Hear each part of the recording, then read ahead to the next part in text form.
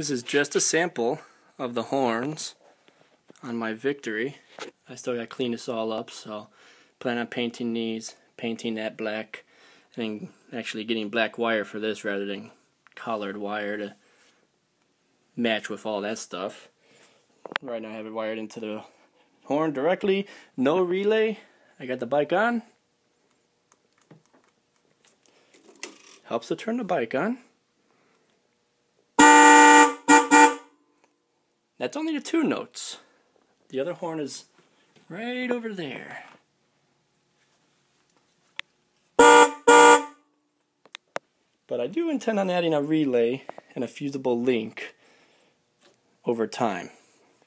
But even then, that's a big improvement over this tiny little horn. It sounded like a little girl horn versus the 2 over there.